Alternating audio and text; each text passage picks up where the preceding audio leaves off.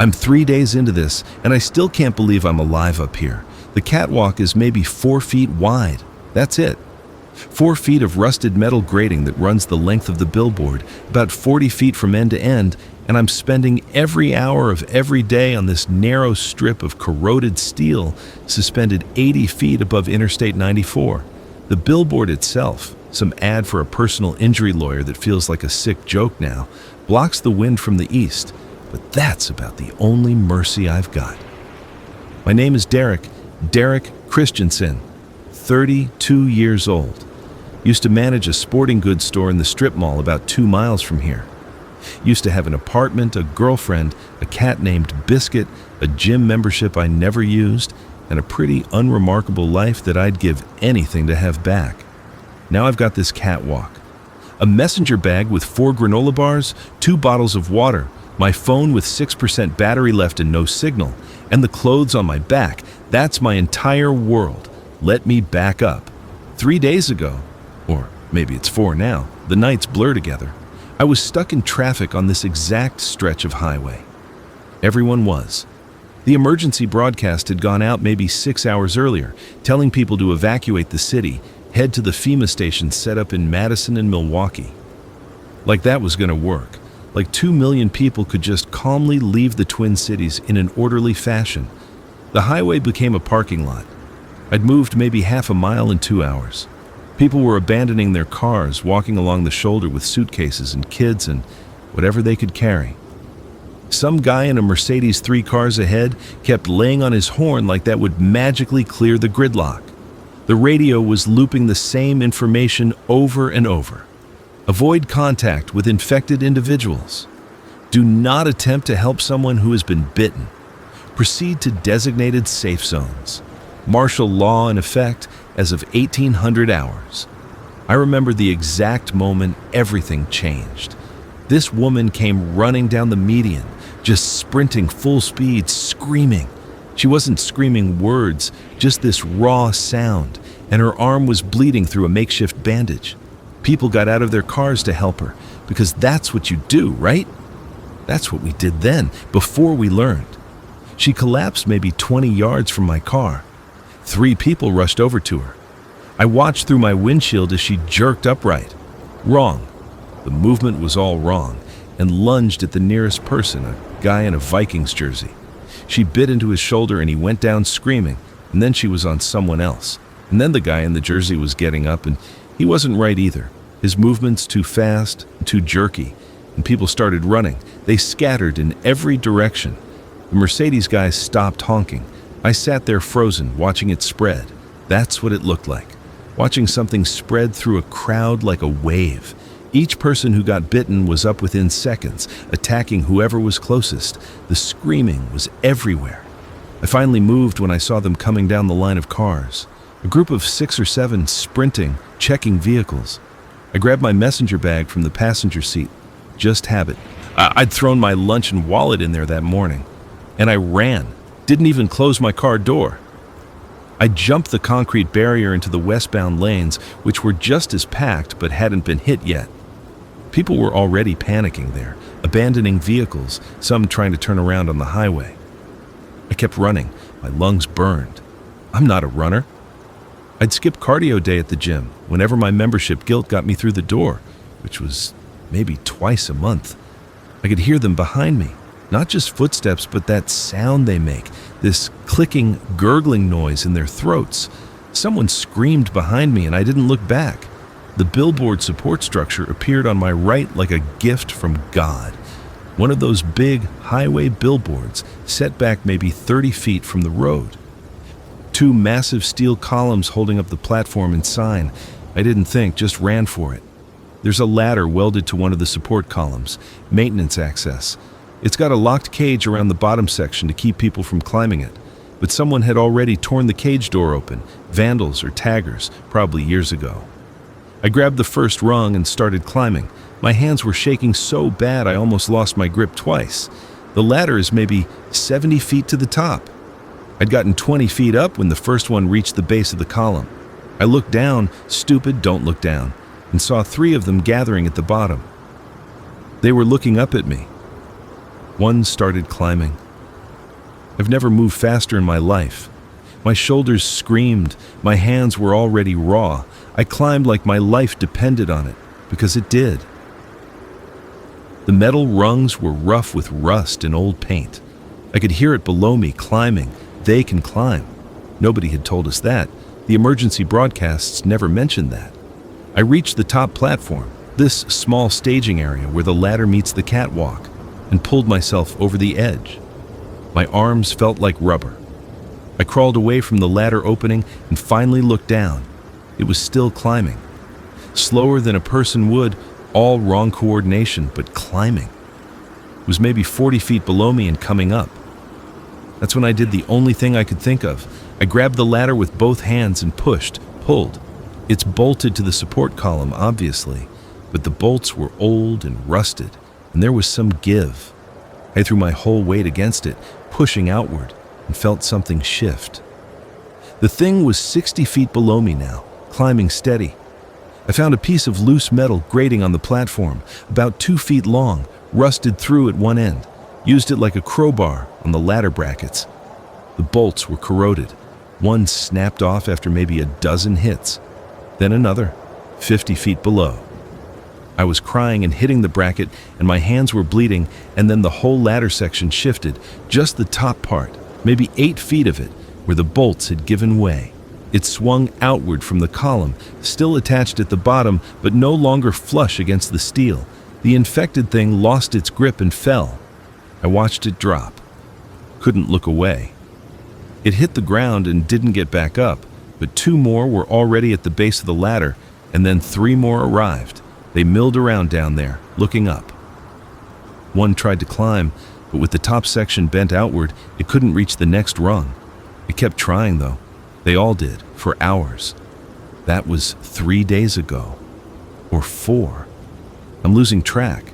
The catwalk runs along the back of the billboard, hidden from the highway side.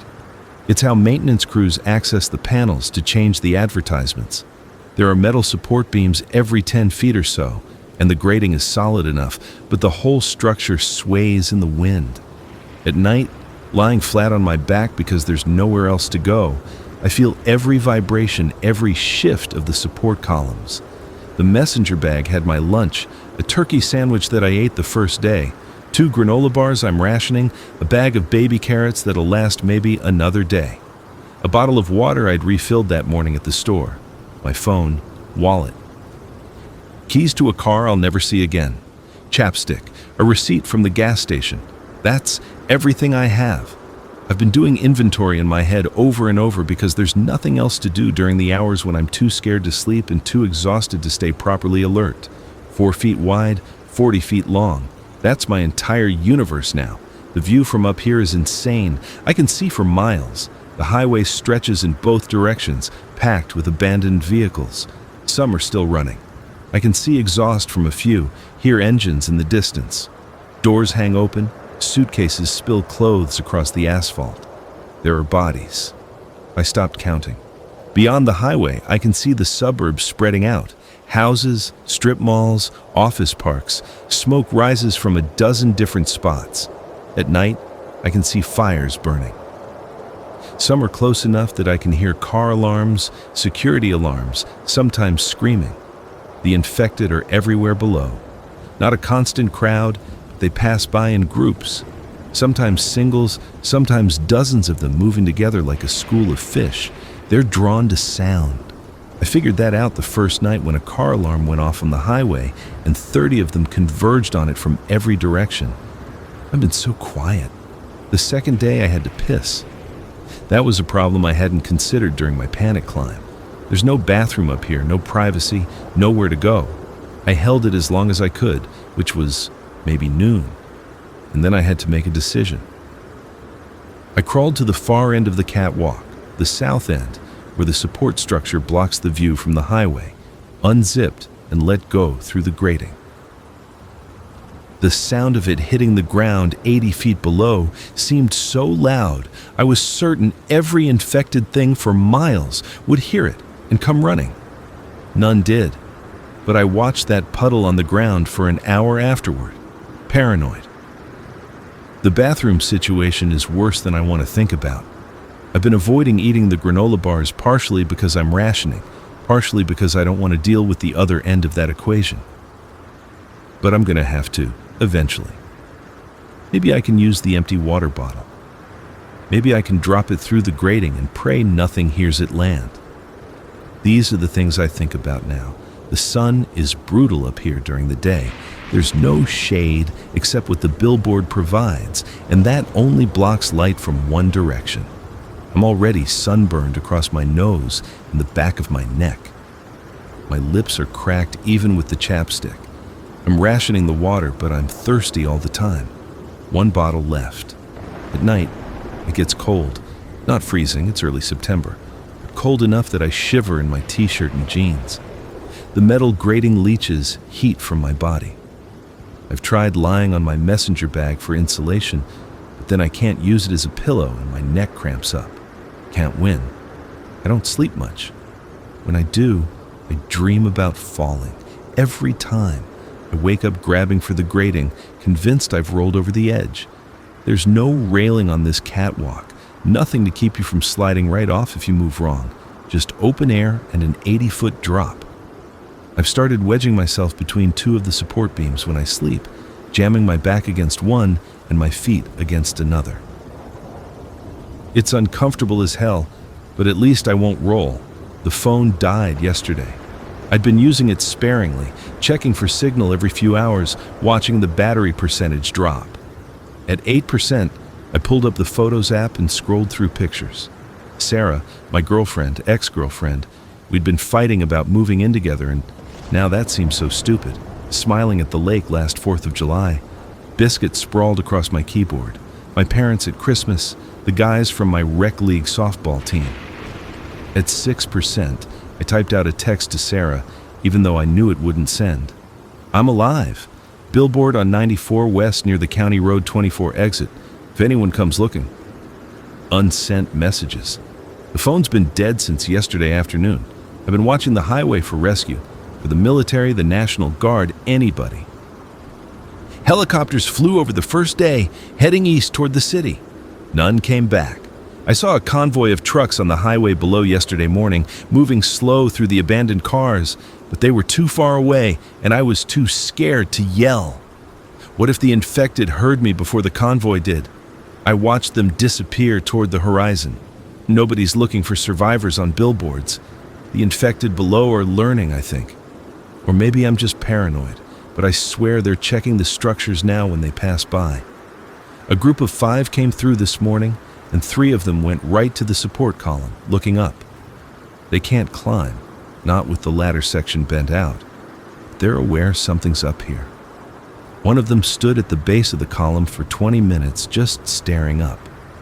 I stayed completely still, barely breathing, and finally wandered off. I need water. That's the critical thing. I got maybe a quarter bottle left. The granola bars are secondary. I can last weeks without food, theoretically. But water? 3 days, 4 tops, especially in this heat. It rained the first night, a brief shower around midnight. I tried to catch water in my cupped hands, licking drops off the grating. Got maybe a tablespoon worth. If it rains again, I'll use the empty water bottle. But the forecast, back when I could check the forecast, was clear skies all week. There's a gas station visible from here, about half a mile south. Quick stop, one of those big truck stop places with a convenience store and fast food attached. I can see infected around it, going in and out through the shattered windows. But there's probably water in there, food, supplies. Half a mile might as well be 100 miles from up here. I've been thinking about the ladder. The bottom section is still solid, still attached to the column. It's just the top 8 feet that I bent out. If I could somehow straighten it, reattach it, I could climb down, wait for a clear moment, run for supplies, climb back up. Except I can't straighten it from up here. I'd need to be down there with tools, and even then the bolts are snapped off. And there's never a clear moment. There are always infected somewhere in sight. I watched one of them yesterday. Used to be a woman in a business suit, walking in circles around the same minivan for 3 hours. Just circling it over and over like a broken robot. Finally wandered off, but what does that behavior mean? Are they brain dead, instinct driven? Or is there something still in there, some horrible awareness trapped inside a body that won't listen anymore? I don't want to think about that. Sarah used to say I overthink everything. She was right. I'd lie in bed analyzing conversations from days ago, thinking about what I should have said, how I should have acted, driving her crazy with what ifs and maybes. Now, I've got nothing but time to overthink. What if I'd left for work 10 minutes earlier that day? What if I'd taken surface streets instead of the highway? What if I'd stayed in my apartment like some people probably did, barricaded the door, waited it out? What if I'd been braver at the start, helped that woman in the median instead of freezing? What if Sarah made it out? What if my parents got to their cabin up north like they always planned for emergencies? What if Biscuit is okay somehow, hiding in the apartment waiting for me? What if this is it forever? The sun's going down now. Fourth sunset from this catwalk. The sky turns orange and pink and purple, beautiful in a way that feels obscene given everything below. The fires in the distance glow brighter as natural light fades. I can hear the infected more at night. Their clicking, gurgling sounds carry farther in the quiet. I've been trying to establish a routine because routines keep you sane, or that's what they say. Wake up whenever exhaustion finally lets me sleep, and then terror wakes me up. Check the highway for rescue. Check below for infected. Ration exactly 3 sips of water. 1 in the morning, 1 at noon, 1 at night. Eat half a granola bar. Do stretches, careful stretches so I don't fall off, because my muscles are cramping from staying in the same positions. Walk the catwalk end to end, 20 paces one direction, 20 back. Exercise. Stay strong in case I need to run again, climb again, fight again. Watch the world end from my front row seat in the sky. I saw a dog today, golden retriever, running loose down the highway, dodging between cars. It looked healthy, not infected. Do animals get infected? Nobody said. Just lost and scared. It disappeared heading west, and I felt worse after seeing it than I did before. A kid's bike is lying on the shoulder directly below me, pink with streamers on the handlebars. It's been there since I climbed up. I keep looking at it. The stars are coming out. There's less light pollution than usual. Power's out in most places, I think. I can see the Milky Way, this smeared band of light across the sky. I used to know constellations. My dad taught me when I was a kid, camping trips up north. Orion, Cassiopeia, the Big Dipper. Can't remember most of them now. Sarah loved stargazing. We drove out to the state park once, spread a blanket on the beach, watched meteors streak across the summer sky. She fell asleep with her head on my chest, and I stayed awake listening to her breathe, feeling lucky. I wonder if she's watching the same stars tonight. I wonder if she's alive. The water's almost gone. Tomorrow I'm going to have to make a decision. Stay up here and die of dehydration in a few days, or try to get down, try for supplies, risk everything. Not really a decision, is it? I'm scared. I'm so scared I can barely think straight sometimes. My hands shake when I'm not paying attention. My heart races at random sounds. I keep seeing movement in my peripheral vision that isn't there, but I'm alive. That's something. That's enough for now. Day 5, I think. The sun's up, so it's a new day, but I don't know if I slept through a whole day at some point. Doesn't matter. The water's gone. I finished the bottle around dawn, let the last few drops fall onto my tongue, tried to make them last. My mouth feels like sandpaper. My lips are cracked and bleeding. I'm thirsty in a way I've never experienced before. This whole body need that makes it hard to think about anything else. I have to go down. I've been watching the patterns. The infected move in waves. There'll be 20 of them visible at once, then none for 15 minutes, then a few stragglers, then another group. They're drawn to the highway. All those cars, all those potential sounds, but they don't stay in one place. They wander. The gas station is still my best bet. Half a mile south, visible from here. I've been watching it all morning. Infected go in and out, but not constantly. There are gaps. The plan, and I'm using that word loosely, is to wait for a gap in the infected below, climb down the intact part of the ladder to where it's bent, then drop the rest of the way. 80 feet up, but the ladder goes down about 60 feet before the bent section.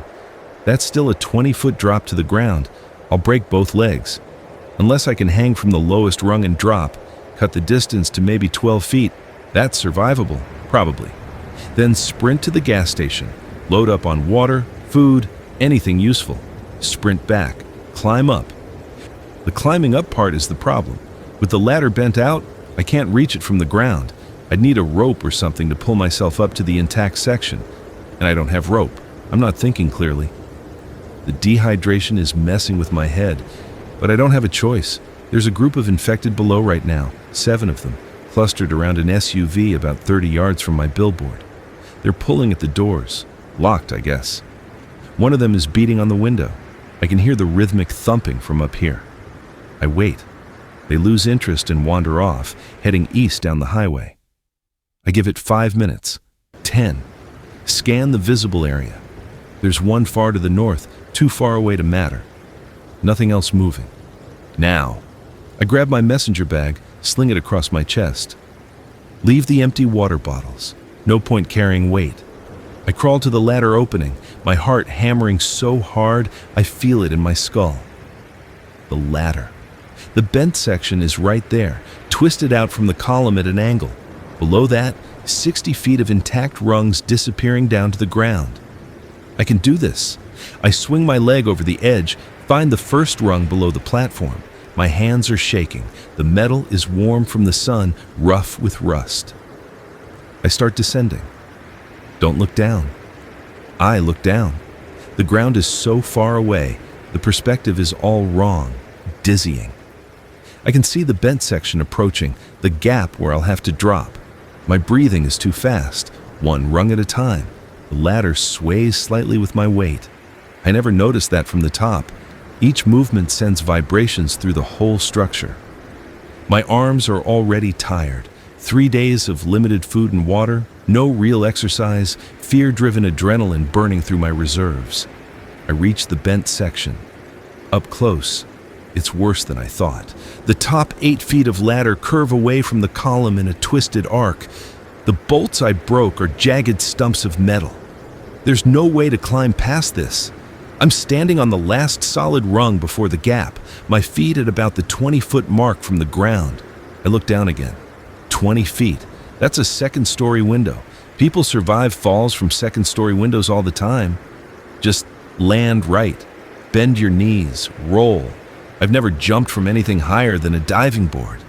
Something moves in my peripheral vision. My head snaps toward it. Infected. 3 of them, coming around the support column from the north side. They haven't seen me yet. They're focused on something ahead of them, moving with that jerky determination they have. I freeze on the ladder. They pass within 15 feet of the column base, close enough that I can hear the clicking sounds they make. One of them is dragging a broken leg, the bone visible through torn pants. They don't look up. I wait until they're out of sight behind the billboard structure. My window is closing. More will come. They always do.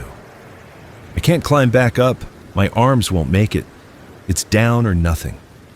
I lower myself until I'm hanging from the bottom rung of the intact section, arms fully extended. My feet dangle. The ground is maybe 12 feet below me now.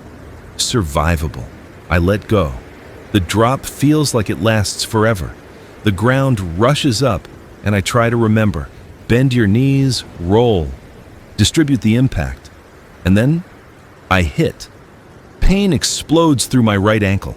I collapse, rolling wrong, all wrong, my shoulder hitting the dirt and gravel beside the column base. The messenger bag digs into my ribs. I lie there for 3 seconds, maybe 5, doing a panicked inventory. Ankle hurts like hell, but I can move it. Sprained, not broken. Shoulder will bruise, but nothing's dislocated. Scraped palms. I'm alive. I'm down. I'm exposed. I force myself up. The ankle protests but holds my weight. I limp run toward the highway, keeping the billboard structure between me and the direction those 3 infected went. The abandoned cars are a maze.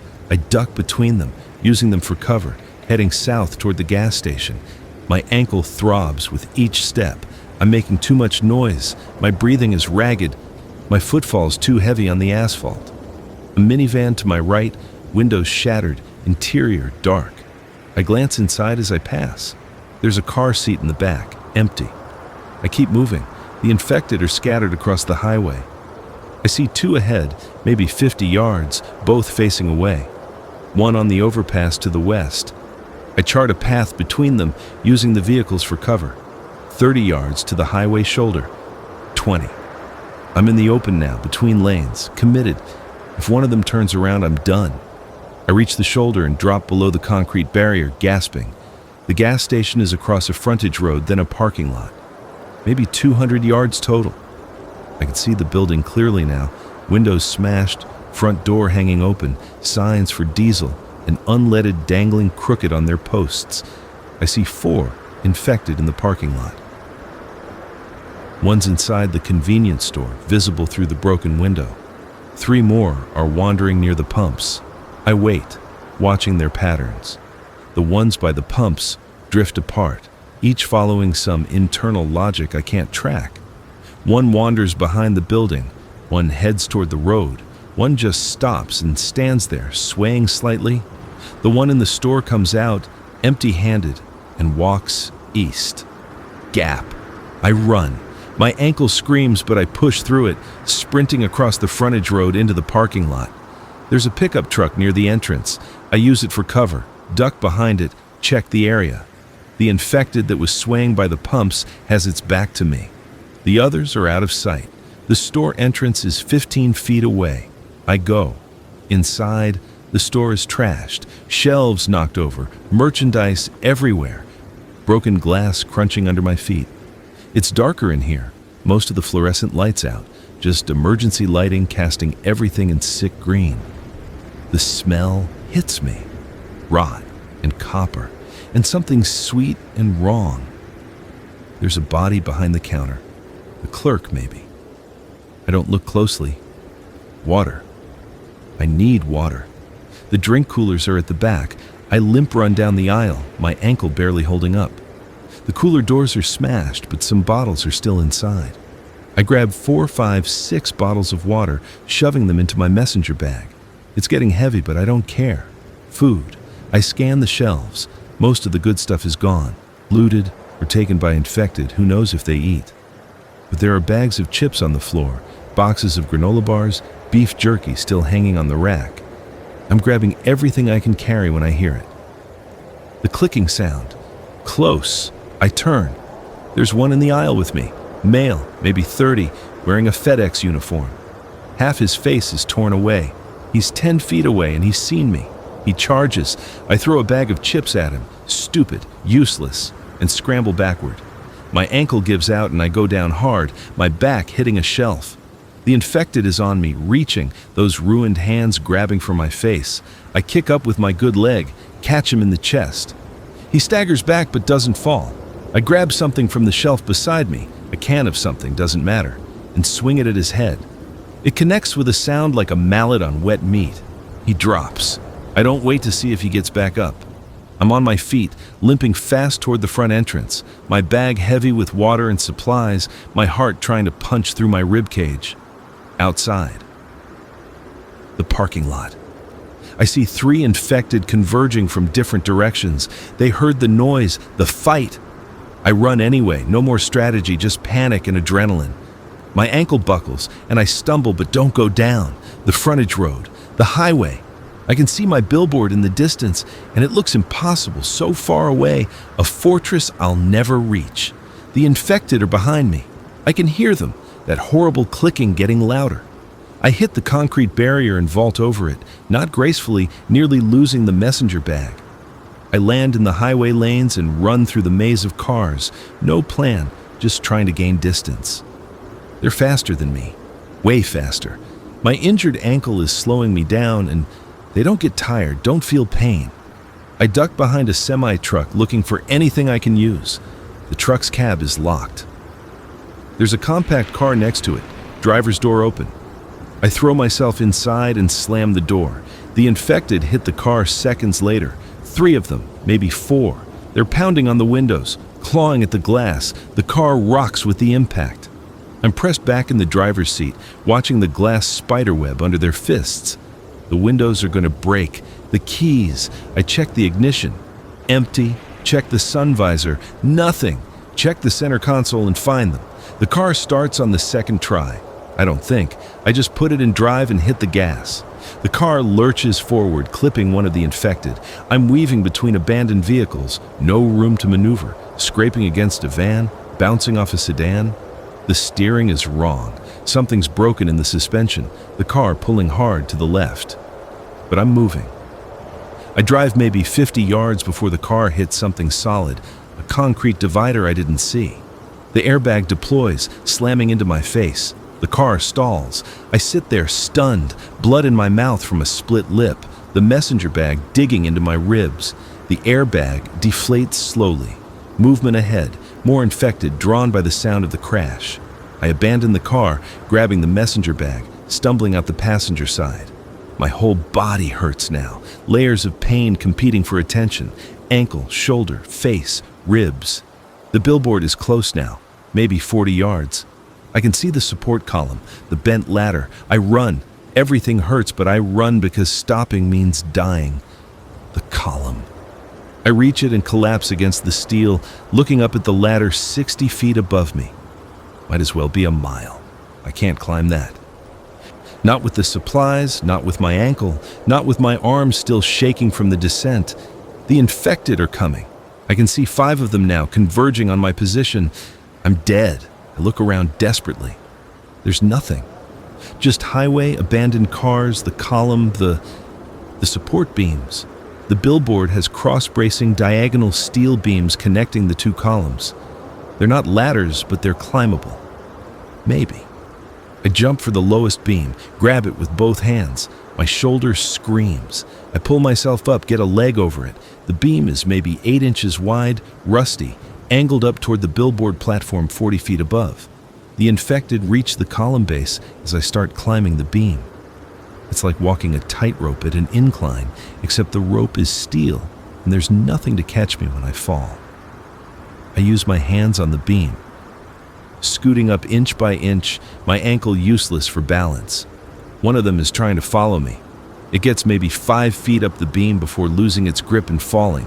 It tries again. I keep climbing. The angle gets steeper. I'm pulling myself up with my arms now, legs wrapped around the beam, messenger bag hanging heavy. Don't look down. Don't think about the fall. 20 feet up. 30. My hands are bleeding again, torn on the rusty steel. My arms are trembling, ready to give out. The beam meets the platform at the top, and I can see the catwalk maybe 10 feet away, but there's a gap, a space between the beam and the platform I'll have to jump. I can't make that jump. I have to make that jump. 40 feet up now. The beam is almost vertical here, meets the platform at a steep angle. I'm holding on with everything I have. Below me, the infected have given up climbing and are just staring up, waiting. I get my feet under me, balancing on the beam, arms spread for balance. The messenger bag swings and nearly pulls me off. I steady myself. The platform is 8 feet away. I have to jump across the gap, grab the edge, pull myself up. If I miss, I fall 80 feet onto concrete and steel. I jump. For a moment, I'm weightless, airborne, the gap yawning below me. My hands hit the platform edge and I grab, fingers screaming, legs dangling over nothing. I'm slipping. The messenger bag is pulling me down, the weight too much. I swing my leg up, get my knee onto the platform edge. Pull. My arms are finished, nothing left, but I pull anyway. I roll onto the catwalk and lie there gasping. I'm up. I'm alive. The messenger bag is still with me, heavy with water bottles. I did it. I crawl away from the edge and collapse against the billboard support frame, my whole body shaking. My hands are torn to pieces. My ankle is swollen to twice its normal size. My face hurts from the airbag, my ribs from the messenger bag, my shoulder from the fall. I'm alive. I pull a water bottle from the bag with shaking hands and drink half of it in 3 long swallows. It's the best thing I've ever tasted. The sun is past noon. I've been gone maybe 3 hours. It felt like days. I take inventory. 6 bottles of water, 3 bags of chips, a box of granola bars, 4 beef jerky sticks, a first aid kit I grabbed without thinking, a can of Red Bull, a candy bar. Enough for maybe a week if I'm careful. Then I'll have to go down again. I don't want to think about that. I drink more water and look out at the highway. The suburbs beyond, the smoke on the horizon. From up here you can almost pretend it's a normal day, just traffic and buildings in the sky. Almost.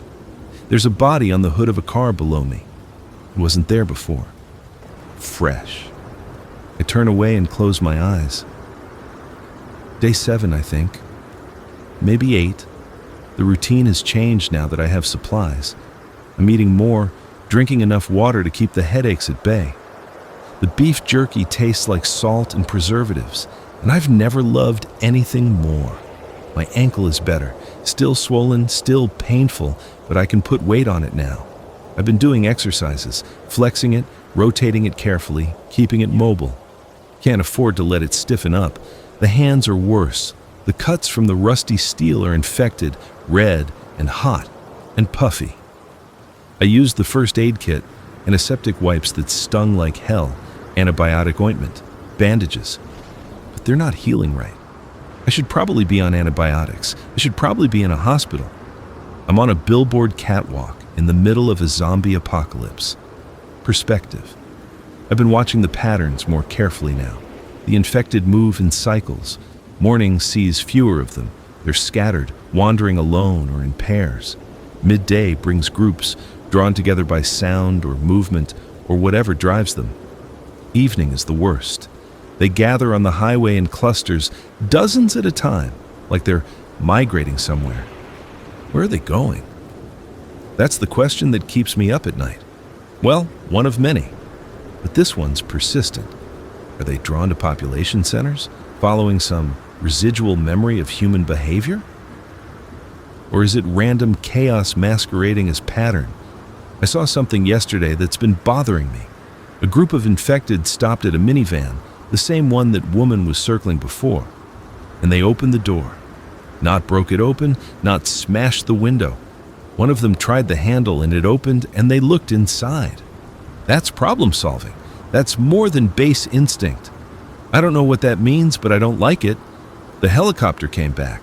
Different one than the first day, but same idea. Military, flying east toward the city. It was low enough that I could see details. Soldiers in the open door, weapons ready. I waved my arms, screamed myself hoarse, but they were too far away. Or they weren't looking for survivors, or they saw me and didn't care. It didn't come back this direction. I've been thinking about Sarah a lot. Can't help it. Not much else to think about except survival and Sarah, and whether those two things overlap anymore.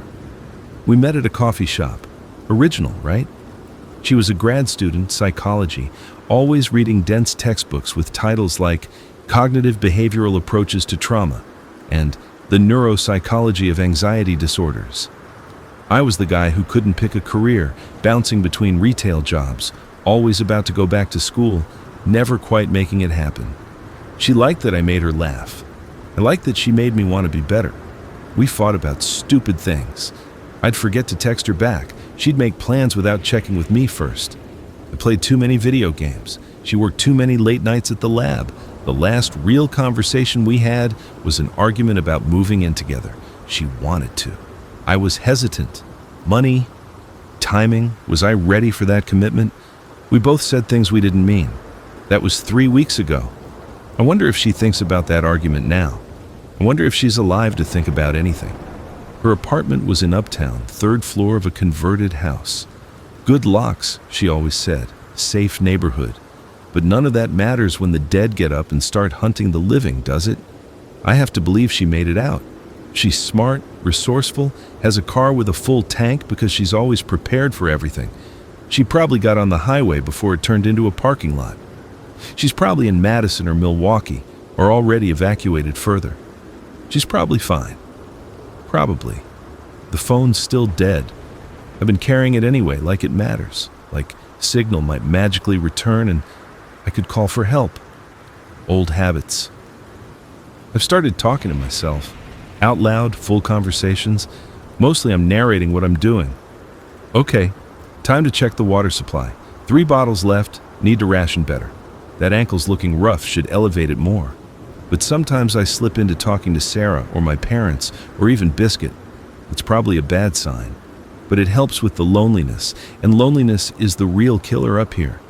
You can die of thirst, starvation, infection, falling, the infected getting up here somehow.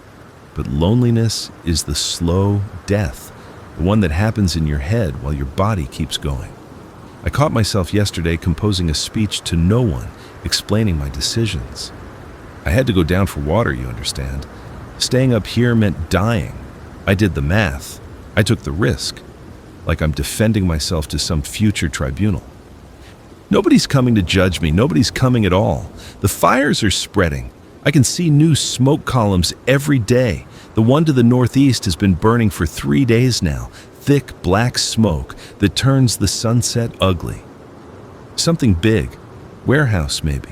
Or an apartment complex. No fire trucks coming to stop it. The infrastructure is gone. Power, water, emergency services, all of it collapsed or collapsing. The lights went out in the suburbs 2 days ago. At night now, it's almost completely dark except for fires and the occasional car headlight still running, draining battery until it dies. Soon, it'll be medieval-level darkness. Just stars and fire. I keep thinking about the collapse, trying to figure out when exactly we crossed the point of no return. Was it when the first person got infected? When it spread beyond containment? When the government response failed? When people started panicking instead of helping each other? Or was it inevitable the moment this thing, virus, bioweapon, cosmic horror, whatever it is, entered the human population? I don't know. I'm just a guy who managed a sporting goods store. I sold kayaks and camping gear and running shoes.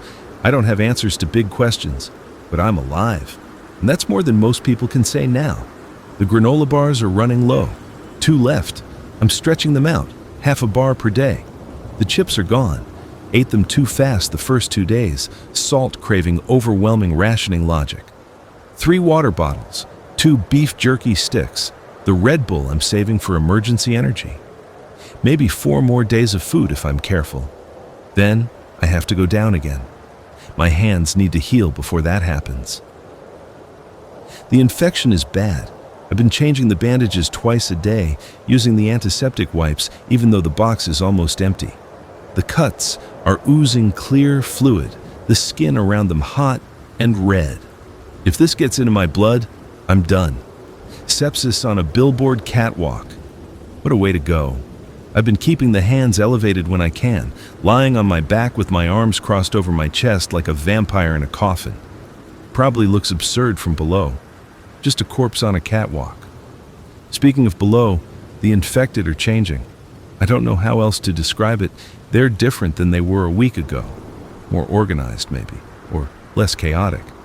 They move in larger groups now, and the groups move with purpose, like they're patrolling. This morning, I watched a group of 30 pass by heading east, all moving at the same pace, turning corners in unison like a flock of birds. That's not random. That's coordination. Are they evolving, learning? Or am I just seeing patterns where there are none, my brain desperate to impose order on chaos?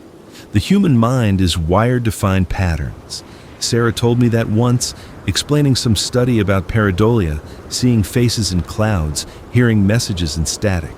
Our brains construct meaning from randomness because randomness is terrifying. Maybe the infected are just random. Maybe I'm just terrified. Both can be true.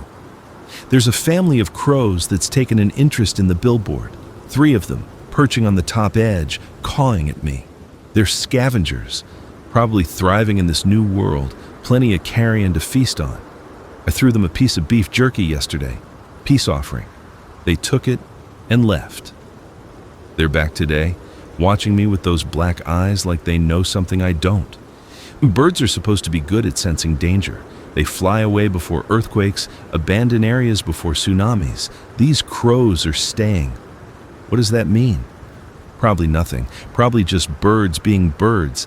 I need to stop reading significance into every small thing. The loneliness is making me weird. The sun's setting now. The ritual begins. Watch the fires ignite in the distance, count the new smoke columns, trace the patterns of infected movement below. Listen to the sounds carry in the evening air.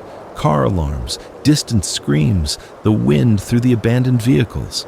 Tonight's different though. Tonight there's music. Faint, barely audible, but definitely music. Coming from the south, maybe a mile away. It's been playing for 20 minutes now. I can't make out the song, just the rhythm, the bass line carrying across the distance. Someone's alive down there. Someone with power, or a generator, or a battery-powered speaker. Someone stupid enough to draw every infected thing for miles. I watch the highway below. The infected are responding, moving toward the sound in groups. I count 15, 20, 30 of them heading south. More appearing from the suburbs, shambling out of neighborhoods, converging. The music plays on. Then, it stops. The silence after is worse somehow. I wait, watching the area where I think the music came from. No lights, no movement I can see. Just the infected still moving that direction, drawn by the memory of sound. Did someone just die because they played music? Or did they use it as a distraction, lead the infected away from something? I'll never know. That's the thing about this new world. You see things, you wonder about the stories behind them, but you never get answers. Every person is a mystery, every situation a fragment of narrative that cuts off mid-sentence. The kid's bike below me with the pink streamers. Whose kid? Where are they now? The body on the minivan hood. Who were they? How did they die? The business suit woman who circled that van for 3 hours. What was her name? Did she have family? What were her last conscious thoughts before the infection took her? Stories everywhere, all unfinished, including mine probably. I should sleep. The ankle needs rest, the hands need to heal, and I need to be sharp for when the food runs out and I have to go down again. But sleep means dreams, and dreams mean falling. I'll stay up a little longer, watch the stars emerge, count my breaths, pretend I'm not alone. Day 9. The infection in my hands is spreading. The red lines are creeping up my forearms now, tracking toward the elbow. I know what that means. Blood poisoning, sepsis. I'm running out of time. The antiseptic wipes are gone. I've been cleaning the wounds with water, precious water I should be drinking. But it's not enough. The bandages are soaked through hours after I change them. I need antibiotics. The gas station had a first aid section. Maybe there are antibiotics there. Probably not prescription strength, but maybe something over the counter that could help. Or there's a pharmacy visible from here, about 3/4 of a mile east. Big chain place. Might be fully looted, might be full of infected, might be my only shot. The food situation is critical too. 1 granola bar left, 1 beef jerky stick. The Red Bull. That's it. I'm going to have to go down today. The thought makes me want to vomit. Last time nearly killed me. My ankle still isn't right. My hands are worse than before. And now I know what's down there, how fast they are, how many, how organized. But staying up here means dying slowly. Infection, starvation, both. At least going down gives me a chance. I've been studying the route all morning. The pharmacy is east, which means crossing more of the highway, more open ground. But there are fewer infected in that direction. Most of them have been trending south and west the past few days, following sounds or food or whatever drives them. The approach is the same. Wait for a gap, climb down the support beam, hit the ground, run like hell. The extraction is the problem. I can't climb that beam with supplies again. Barely made it last time. This time, I'm weaker, injured, and I'll need to carry more. Water, food, medical supplies. I need another way up. I've been staring at this billboard structure for 9 days. The support beams, the cross bracing, the catwalk, the frame. There has to be another access point, something I'm missing. Wait, the advertisement panels. They're attached to the frame with bolts, but they're also designed to be replaced, which means there must be a way for crews to get equipment up here. A pulley system maybe, a crane attachment point. I examine the catwalk more carefully. At the center point, There's a metal ring welded to the frame, pointing upward. A lifting eye for hoisting materials. That's it. If I can find rope or cable down there, I can thread it through the lifting eye, tie it off, climb up. It won't be easy, but it's possible. I search the catwalk for anything useful. There's rust, bird droppings, old bolts, a forgotten wrench someone left years ago. And in the corner, wedged between the support beam and the frame, a coil of nylon cord. Maybe 20 feet of it, thin but strong, probably left by maintenance crews. It's not enough to reach the ground, but it's a start. I could lower the cord, tie supplies to it, haul them up. Still need to climb the beam myself, but at least I wouldn't be carrying extra weight. Okay. New plan. Climb down, get to the pharmacy, load up supplies, bring them back to the billboard, tie them to the cord, climb up, haul supplies up after. It's still insane, but it's slightly less insane than before. I prepare as much as I can. Drink water, half a bottle, leaving 2.5. Eat the last granola bar. Stretch my ankle, my arms, trying to get loose. Wrap the worst cuts on my hands with the last bandages. Check below. There's a group of infected near the overpass to the west, maybe 20 of them. A few scattered singles on the highway. Nothing directly below the billboard. It's as good as it's gonna get. I loop the nylon cord around the lifting eye, tie it off, let both ends drop down the back of the billboard where they won't be visible from the highway. Insurance. Maybe I'll need it, maybe not. The messenger bag stays. Too awkward for climbing. I'll carry what I can in my pockets. I approach the edge of the platform where the support beam meets the catwalk. The beam angles down steeply, rusty steel disappearing toward the ground 80 feet below. My hands are shaking. I lower myself onto the beam, legs wrapped around it, arms gripping tight. The cuts on my palms scream. I ignore them. Start moving. The descent is slower this time. Every movement sends pain through my hands. The infection makes them weak, the grip uncertain. I have to stop every few feet, rest, convince myself to keep going. 40 feet down, 50. The beam levels out closer to the ground, becomes a horizontal brace. I crawl along it to where it meets the vertical column, then start working my way down the cross supports. It's like climbing jungle gym equipment from hell. Each handhold is a gamble. Will it take my weight? Is the rust just surface level or structural damage? 20 feet from the ground, I run out of cross supports. The last section is a straight drop. I hang from the lowest point I can reach, my arms fully extended, feet dangling. Maybe a 12-foot drop. I let go. The landing is better this time. I roll, distribute the impact, come up limping but intact. The ankle holds. I'm down. No infected immediately visible. I move quickly to the cover of an abandoned truck, scan the area. The pharmacy is east.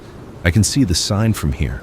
White letters on red background, universally recognizable. The parking lot looks clear, but the windows are dark. Could be empty. Could be full of infected. Only one way to find out. I move between vehicles, using them for cover, heading east along the highway shoulder. My ankle protests, but I push through. Speed matters.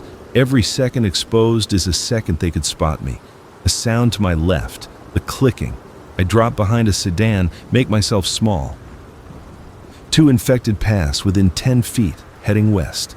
They don't see me. I wait until they're out of sight before moving again. The frontage road. I cross it at a sprint, exposed for 5 seconds that feel like 5 hours. The pharmacy parking lot is littered with abandoned cars, a few bodies, trash blowing in the wind. The front entrance is smashed, glass everywhere, the automatic doors torn half off their tracks. Inside is darkness. I don't have a flashlight. Didn't think of that.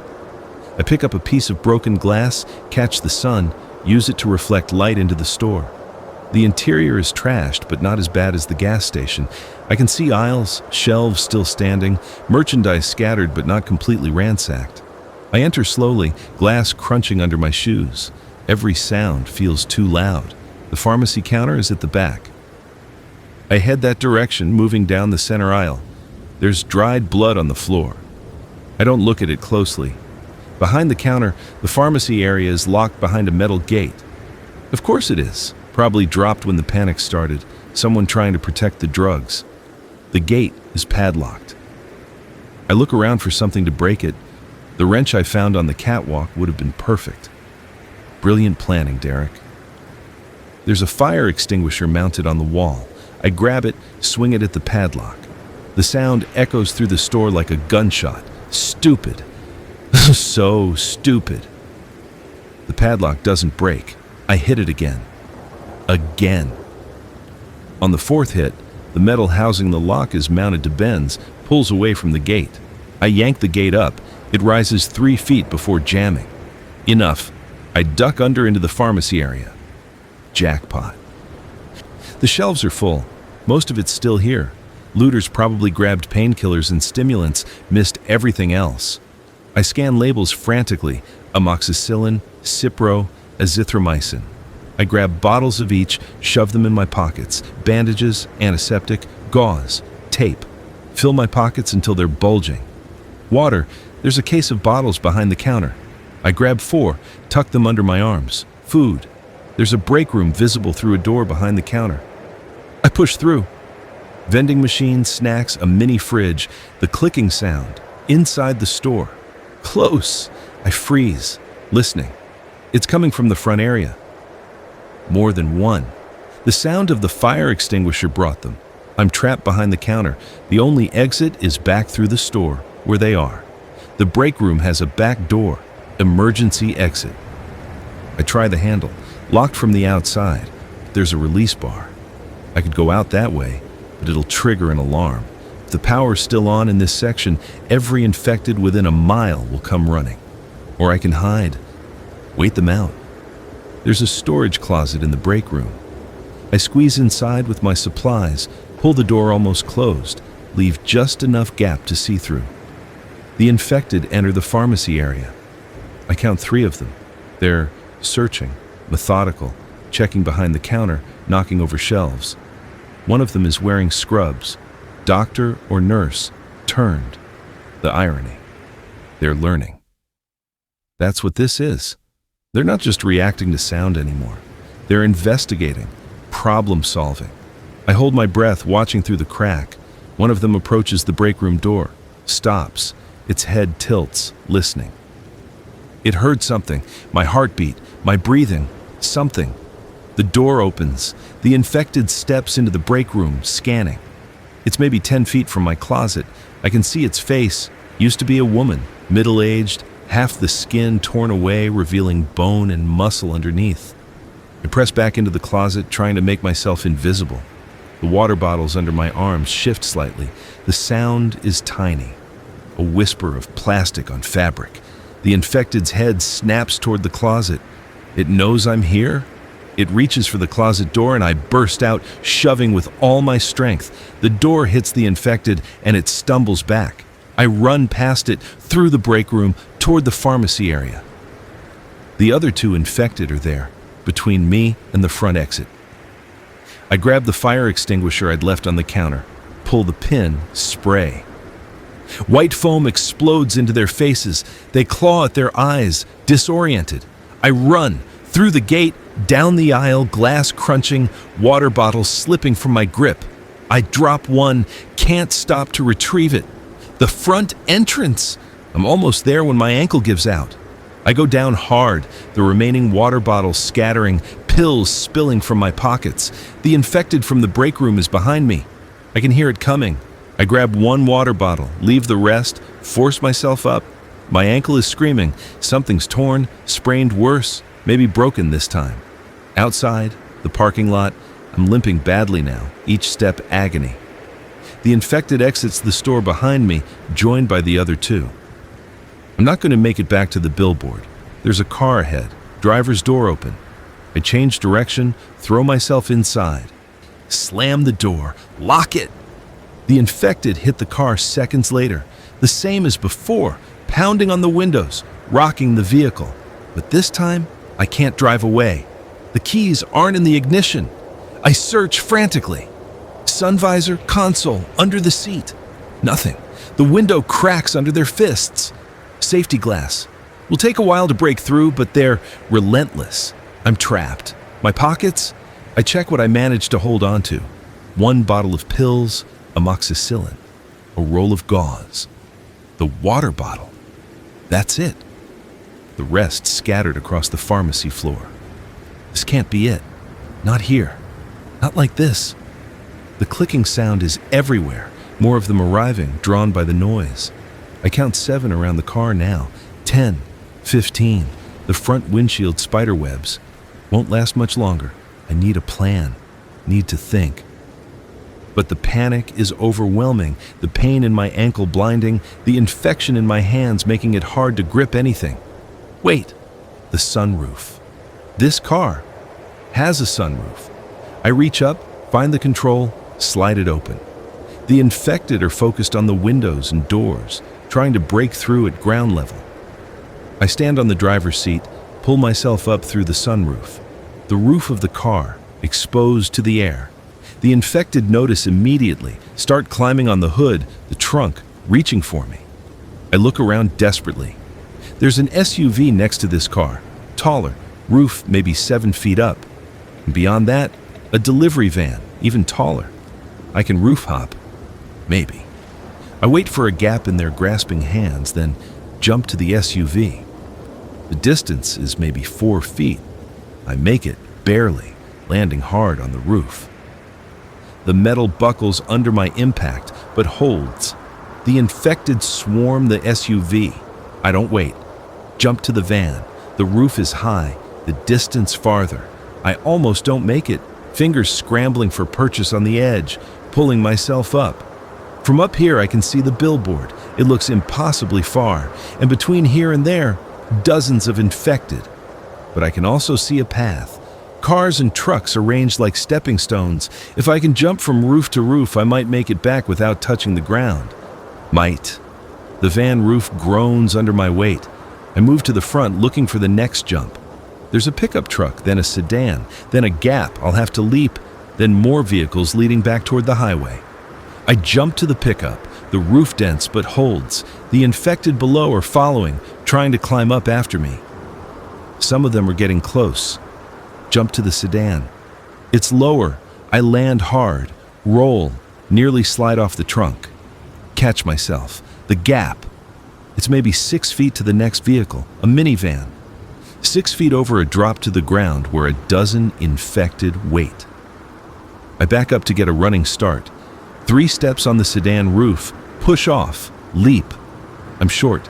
My hands hit the edge of the minivan roof, fingers catching, legs dangling. The infected below grab at my feet. I kick one in the face, pull up with everything I have. My hands are bleeding through the bandages now, the infection making the grip weak. I'm slipping. One final pull. I get my elbow over the edge, then my chest, roll onto the minivan roof and lie there gasping. No time. Keep moving. 2 more jumps and I'm at the highway shoulder. 1 more and I'm on top of a semi-truck. 20 feet from the billboard support column. The jump from the semi to the ground is too far. I lower myself over the edge, hang from my hands, drop the last 6 feet. The ankle gives out completely. I collapse. The infected are right behind me. I crawl on my hands and knees toward the column. The pain is beyond anything I've felt. My vision is graying at the edges. The support beam right there. I grab it, pull myself onto it, start climbing before I even have a solid grip. Adrenaline and terror are the only things keeping me moving. The infected reach the column base. They're climbing the beam after me. I'm 10 feet up, 15. I look down and see 3 of them on the beam below, climbing with a horrible jerky coordination. 20 feet. My hands are useless, just bloody torn meat. I'm using my arms, my elbows, hooking them over the beam and pulling. The first infected is 8 feet behind me, 30 feet up. I reach the diagonal section where the beam angles steeply toward the platform. I can't climb this. Can't make the angle with my ruined hands and broken ankle. The nylon cord. It's hanging down the back of the billboard. If I can reach it, I look. It's infected's maybe 4 feet to my left, dangling against the frame. 4 feet might as well be 4 miles. The infected is 6 feet behind me. I lunge for the cord. My hands miss, grab air. I'm slipping off the beam, falling, then my elbow catches the cord. I wrap it around my arm, hold on. The beam is free now, and I swing on the cord like a pendulum, my weight pulling me toward the billboard frame. I hit hard, get my feet on a cross brace, start climbing the cord, hand over hand. Below, the infected on the beam loses its balance and falls. I hear it hit the ground. I climb. The cord cuts into my infected hands, blood making everything slippery. Each pull is agony. Each foot gained is a victory. The platform edge appears above me. I hook the cord with my elbow, reach up, grab the catwalk grating, pull. I roll onto the platform and lie there. Can't move, can't think, just pain and exhaustion and the knowledge that I'm alive. Somehow. The sun is setting. I've been gone all day. I check my pockets with trembling hands. 1 bottle of amoxicillin, 1 roll of gauze, 1 bottle of water. That's what I risked my life for. It's not enough, not nearly enough, but it's something. I open the pill bottle with my teeth, shake out 2 pills, swallow them with water. The antibiotics might save my life, might not. The infection is bad. I wrap my hands with the gauze. Poorly, they immediately soak through with blood, but it's better than nothing. Then, I lie back and watch the stars come out. Tomorrow, I'll assess. Figure out how bad the ankle is, whether I can even walk, whether the antibiotics will work. Tonight, I'm alive. That's enough. Day 12, or 13. I've lost count. The fever started 2 days ago. I know it's the infection in my hands, the sepsis spreading despite the antibiotics. I'm taking them religiously, 2 pills every 8 hours, just like the bottle says. They might be too little, too late. The ankle is broken. I'm sure of it now. It's swollen to grotesque proportions, purple and black, won't bear any weight at all. I've been crawling when I need to move on the catwalk, dragging myself between the support beams. I'm dying. That's the reality I've been avoiding, but it's time to face it. The infection is winning. The fever comes in waves, makes me delirious. I see things that aren't there. Sarah standing at the end of the catwalk, my mom calling me for dinner, biscuit curled up on my chest. Then I blink, and it's just the empty catwalk, the billboard frame, the sky. The water's almost gone, 3/4 of a bottle left. I finished the last food yesterday. Nothing left now except the antibiotics and the gauze and the knowledge that I'm not getting down from this billboard again. This is where I die. It's not the worst place. The view is beautiful. The stars at night are incredible. I've been watching satellites track across the sky, wondering if there's anyone up there, looking down, seeing the world fall apart. I wonder what it looks like from space. The dark spreading across the cities as power grids fail, the fires, the empty highways. I wonder if anyone will ever know my story. Probably not. I'm just one more person who didn't make it. One more story that ends mid-sentence. The infected below have thinned out. Most of them have moved on, following sounds or food or whatever drives them.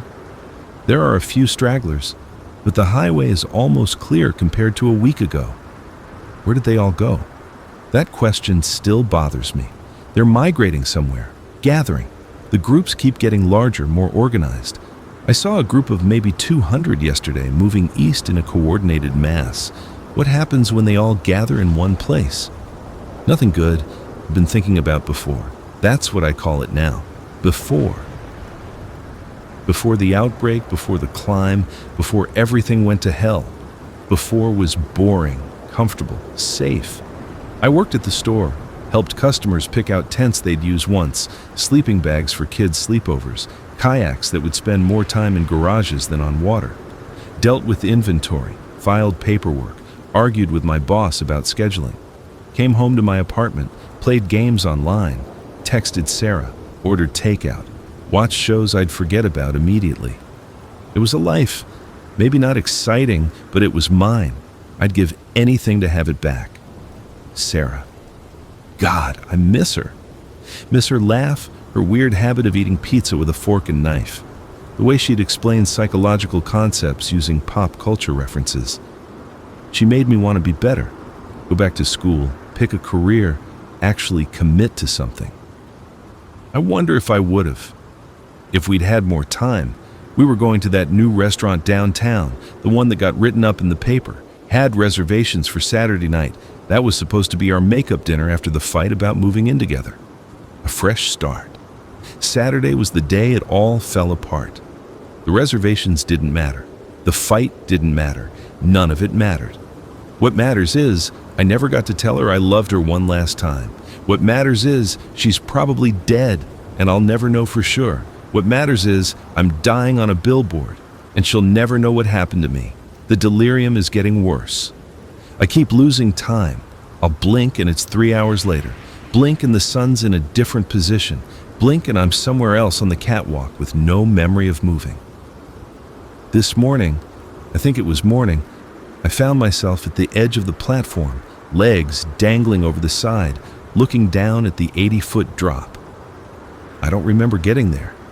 Part of me wanted to jump, end it quick instead of this slow fade.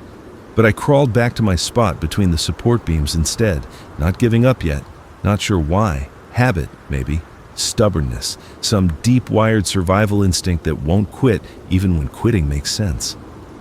I've been hallucinating conversations. Talking to Sarah, to my parents, to people I haven't thought about in years. Old friends from high school. My first boss at the pizza place where I worked at 16. They're all here with me on the catwalk. And we're talking about nothing and everything. Then they're gone, and I'm alone again. The isolation is the worst part. Worse than the pain. Worse than the thirst. Worse than knowing I'm dying. It's the being alone with it. Humans aren't meant to be alone. We're social animals. We need connection, contact, communication. Even introverts need some level of human interaction. I haven't touched another person in almost 2 weeks. Haven't heard a voice except my own. Haven't seen a friendly face, just me and the infected and the empty sky. If I survive this, and I won't, but if I did, I'd never take human connection for granted again. I'd call my parents every day. I'd tell Sarah I love her. I'd be a better friend, a better son, a better person. All those promises people make to themselves when they think they're dying. I mean them, though, for whatever that's worth. The fever is spiking again. I can feel it building, this heat spreading from my core outward. My thoughts are getting fuzzy, hard to hold on to. I should take more antibiotics. What time is it? Did I take them already? Can't remember. The pill bottle is right here. I shake out 2 pills, swallow them dry. The water's too precious to waste on pills. Or did I already do that? Everything's confused. The stars are coming out. Or maybe I've been lying here so long the sun set without me noticing. They're beautiful. Never really looked at stars before. Too much light pollution in the city. Too busy with life to stop and look up. Now I've got nothing but time and dark sky. I can see the Milky Way, that smeared river of light across the void. Billions of stars, billions of galaxies, billions of worlds maybe. And I'm here on this catwalk, one person on one planet, dying alone. The scale makes it almost okay. Not quite, but almost. Like my death is too small to matter in the scope of all that immensity. A satellite tracks across my vision, steady and bright. I watch it until it disappears over the horizon. Help, I say to it, knowing it's pointless. I'm here. I'm still here. The satellite doesn't answer. They never do. I'm awake. That's surprising. The fever broke sometime during the night, or what I think was night. Time is meaningless now. I'm soaked in sweat, shivering despite the morning heat. But my head is clearer than it's been in days. The infection in my hands looks better. The red lines have stopped advancing up my arms. The swelling is down slightly. The antibiotics are working. I'm not going to die today. Maybe not tomorrow either. The ankle is still broken, still useless. But that's a long-term problem. Right now, The immediate threat has backed off enough that I can think again. I take stock. No water, no food, broken ankle, hands healing but still damaged, stuck on a billboard with no way down, but alive. The highway below is almost empty of infected now. I see two in the visible stretch, both far enough away they're just shapes. The migration is nearly complete. They've gone somewhere. Where? I scan the horizon. The smoke has cleared in most places. Fires burned out or burned through everything flammable. The suburbs look quiet. No movement, no sound, just empty houses and empty streets. Like everyone vanished. Maybe they did. Maybe I'm the last person alive in Minnesota. Maybe in the world. That's not true. Can't be true. The helicopters, the convoy I saw, the music that played that one night. There are survivors out there. They're just not here. I need to signal them, need to make myself visible. The billboard. I'm sitting on a massive advertising platform. If I can change what it displays, I can signal for help. I examine the billboard structure more carefully. The advertisement panels are vinyl or some kind of weather-resistant fabric attached to a frame with clips and tension cables. Replacing them would normally require a crew, scaffolding, equipment. I got none of that, but I've got time and motivation. The current ad, the lawyer's face, phone number, call now in huge letters, is faded and worn.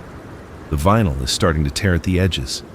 I could probably rip sections of it away, create patterns, spell something, help, alive, SOS, something visible from the air. I crawl to the nearest edge of the billboard, examine the clips holding the vinyl. They're spring-loaded, should release if I can get leverage. I use my fingers, weak as they are, and manage to pop one free. The section of vinyl flaps in the wind. It takes me an hour to remove enough clips that I can peel back a large section. The fabric is heavy, awkward to manipulate, but I manage to tear away a strip maybe 6 feet long. Underneath is the white backing material. Perfect. I need something dark to write with. No markers, no paint. Just the vinyl I've torn away, which is white on one side, dark blue on the other. I could arrange pieces of the dark vinyl on the white backing, spell out a message. The problem is making letters big enough to be seen from the air. Each letter would need to be maybe 10 feet tall, 15 feet for visibility, and I have limited vinyl to work with. I settle for the simplest option, a giant X.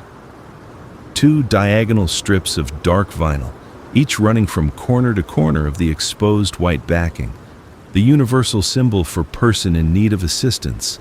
It takes me the rest of the day, crawling back and forth on the catwalk, positioning the vinyl strips, using the clips to hold them in place. My hands are bleeding again from the effort, the scabs torn open. But by sunset, I've done it. A massive X, maybe 20 feet across, visible against the white backing. If anyone flies over, they'll see it. If anyone's looking, if anyone's left. The sun sets, and I watch my handiwork fade into darkness. At night, it's invisible. I need lights or reflective material or something that shows up in infrared if they're using thermal imaging. I don't have any of those things, but it's a start. It's hope, and hope is dangerous when you're dying on a billboard, but I'll take it anyway. The stars come out, and I make myself eat. Except there's no food. I make myself drink. Except there's no water. I'm going to have to go down again. The thought makes me laugh. It comes out as a croak. My throat is too dry, voice too rough from disuse. But it's funny in a horrible way. I nearly died getting back up last time. Now I have to do it again, with a broken ankle, and hands that barely function, and no supplies to carry back up with. I look at the nylon cord, still tied to the lifting eye, hanging down the back of the billboard. That's my lifeline. I can lower myself down the cord, probably, and climb back up, and maybe fashion a harness, secure supplies, haul them up after. Maybe. Or maybe I fall and die and the X I made becomes my memorial. Better than no memorial at all. I decide to wait until tomorrow. Give my hands another day to heal. Give the antibiotics more time to work. Rest. Tonight, I'll just exist, watch the stars. Think about before. Remember being human. Day 15, I think. Maybe 16. I'm going down today. No more delays. The thirst is unbearable, a physical presence in my throat and stomach. My tongue is swollen, my lips are cracked and bleeding. I'm probably close to severe dehydration, headaches, dizziness, confusion.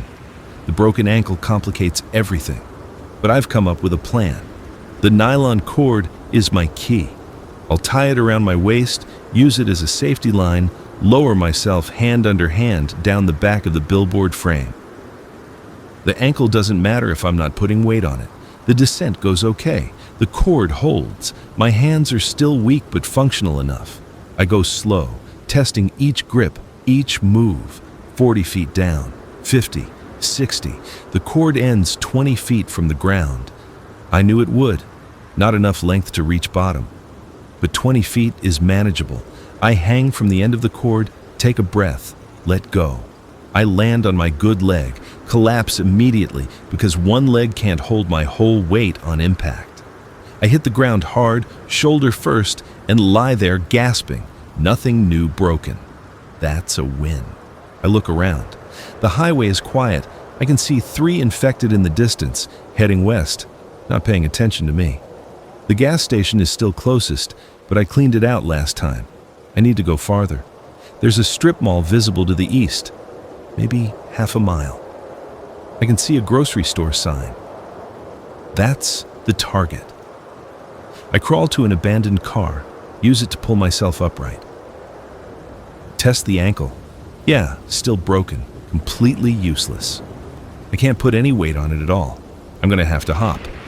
One-legged, using cars for support, I start making my way east. It's slow, exhausting, and I'm exposed with every move. But there's no other option. Hop. Rest against a car. Scan for infected. Hop again. It takes me an hour to cover half a mile. The strip mall parking lot is in better shape than I expected. A few abandoned cars, some trash, but no bodies visible. The grocery store's front windows are smashed, but the interior looks intact. I hop-drag myself to the entrance, listening. No sounds from inside. I enter. The store is dark, lit only by sunlight through the broken windows. The smell is horrific. Rot and decay, spoiled food, something else underneath I don't want to identify. I cover my mouth and nose with my shirt, move deeper into the store. The produce section is a loss. Everything rotted. The bread aisle, moldy. The refrigerated sections, without power for 2 weeks, everything's spoiled. But the center aisles, the dry goods and canned foods, that's still viable. I find a shopping cart, use it as a walker and load it up. Canned soup, vegetables, fruit. Boxes of crackers, peanut butter, bottled water, cases of it, still good. Protein bars, beef jerky, everything I can grab. The cart is full when I hear it. Movement from the back of the store. I freeze, listening. It's not the clicking of infected, it's footsteps, deliberate, careful, human. Hello, I call out. My voice cracks, barely audible. The footsteps stop. I'm not infected, I try again, louder. I'm hurt. I need help. Silence, then, show yourself. Slowly. A woman's voice, cautious, with an edge of threat. I push the cart out into the open, hands visible. I'm coming out, don't shoot, I said slowly. I emerge into the main aisle. At the far end, near the pharmacy section, I see her. Maybe 40, average height, holding a baseball bat in both hands. She's watching me with the wariness of someone who's learned not to trust. Just me, I say. No one else. She studies me for a long moment, takes in the broken ankle, the bandaged hands, the emaciated appearance I must present. You're actually alone, she says. Statement, not question. Billboard, I manage. On 94. Been there 2 weeks. Her expression shifts slightly. The billboard with the X? I nod. I saw that. Thought it might be a trap. She lowers the bat slightly. You made that? Yesterday, signaling for help. brave or stupid. She approaches, still careful. I'm Claire. Derek. You look like hell, Derek. Feel worse. She examines my ankle, my hands. You need medical attention. Proper medical attention. I know. I've got a place, apartment building, fortified, 4 other survivors. We've got supplies, medicine. You can come with me. I want to cry. Actual tears if I had enough moisture in my body to produce them. Why? I ask. Why help me? Because we're human, Claire says simply. And humans help each other. That's how we survive this. She helps me load the shopping cart onto a dolly she has outside. We move slowly, carefully, back toward her apartment building. It's 3 blocks away, top floor. Stairs barricaded except for one defended entrance. The other survivors are waiting. 2 men, 2 women, ranging in age from early 20s to maybe 60. They help me up the stairs, get me settled on a couch, bring me water and food and clean bandages. A nurse, one of the women, Linda, examines my ankle and hands. The ankle needs a proper cast. The hands are infected but improving. You're lucky. Lucky. I sleep for 14 hours straight. When I wake up, it's dark outside, and someone's made soup, real food, hot, served in an actual bowl. Claire sits with me while I eat. We've been watching the billboard, she says, trying to decide if anyone was really up there. You're the first survivor we found in a week. How many are here? 6 now, counting you. 8 before. We lost 2 last week trying to find supplies. I'm sorry. Yeah. She's quiet for a moment. We're planning to leave. Head north. Try for Canada. There's rumors the border region is clear. Military's established safe zones. We leave in 3 days. Can I come? That's why I brought you here, Claire says. We need everyone we can get. Safety in numbers. 3 days? I've got 3 days to heal, prepare, and then we're making a run for it. 3 days to hope we make it. 3 days to stay alive. I look around the apartment. These strangers who took me in, fed me, gave me hope. Maybe humanity isn't dead after all.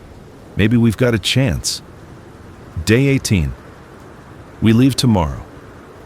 My ankle's in a makeshift cast. Linda did the best she could with the supplies we have. I can put some weight on it now.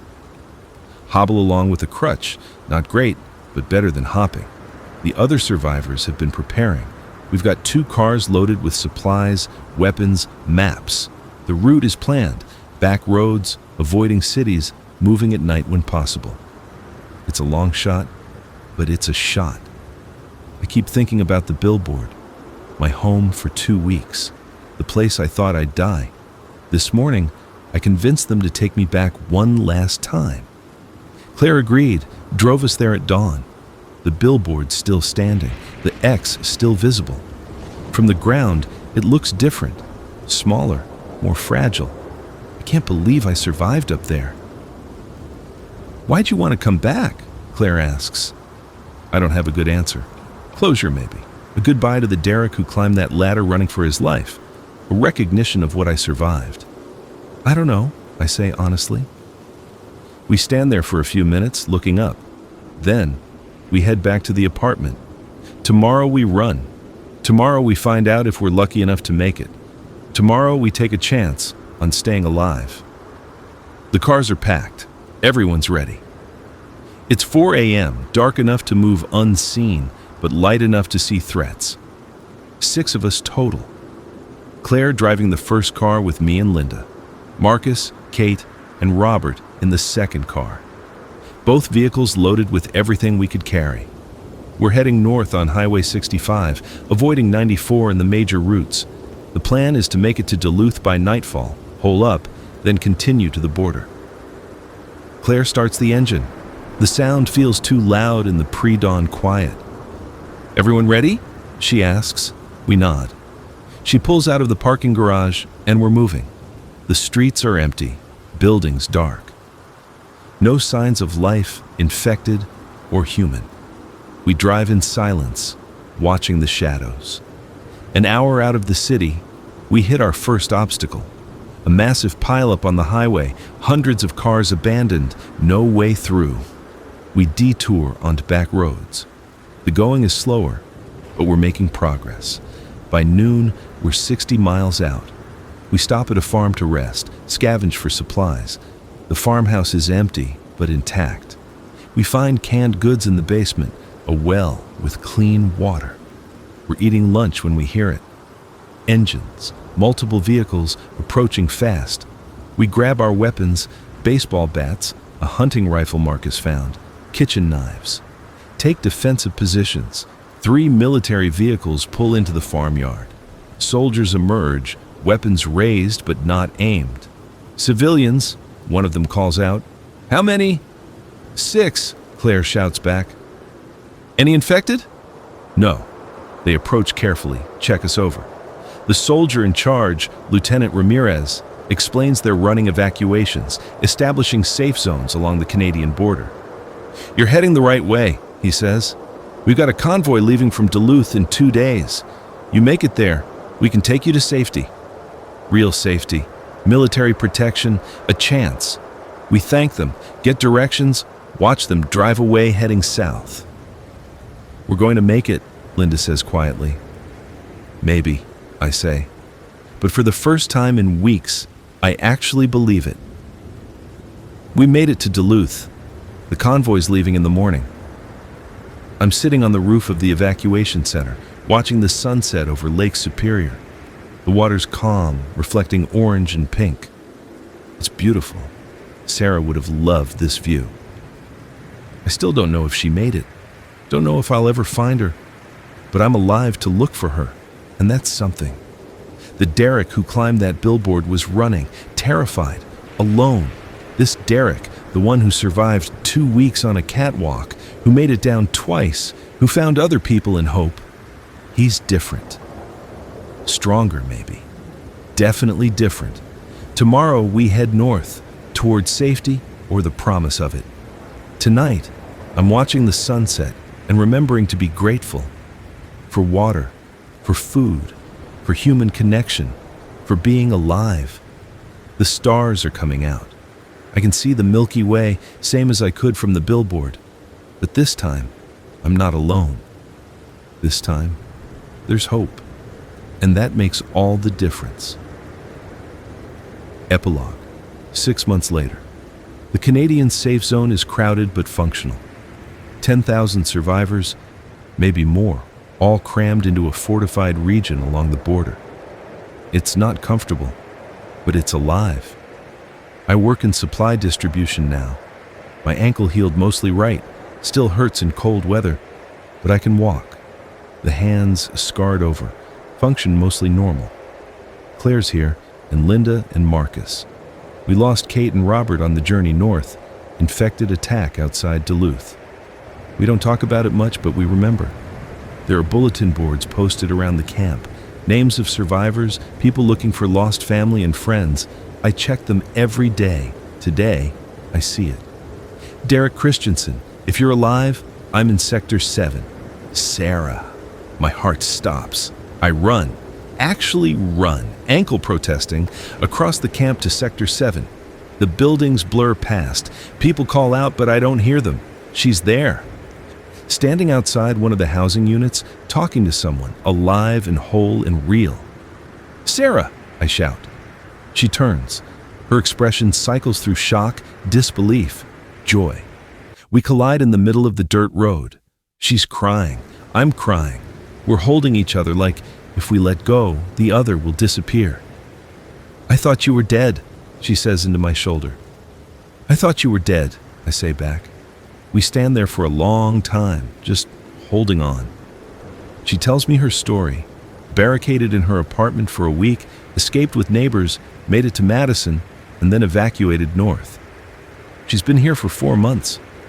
I tell her mine. The highway, the billboard, the survival. She listens with her hand over her mouth, eyes wide.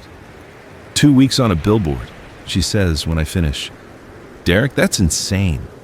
Had to stay alive, I say. Had to find you. She kisses me then, and it feels like coming home. We've got a long way to go. The world is still broken. There are infected still out there, millions of them. The infrastructure is gone. Society is rebuilding from scratch. But we're alive. We're together. And that Billboard Catwalk, that narrow strip of rusted metal 80 feet in the air, taught me something important. You survive by holding on, even when it's impossible, even when you're alone. You hold on. And sometimes, if you're lucky, you find your way back to the people you love. We walk back to her housing unit hand in hand, and I know we're going to be okay. Not today, maybe not this month or this year, but eventually, we're going to be okay.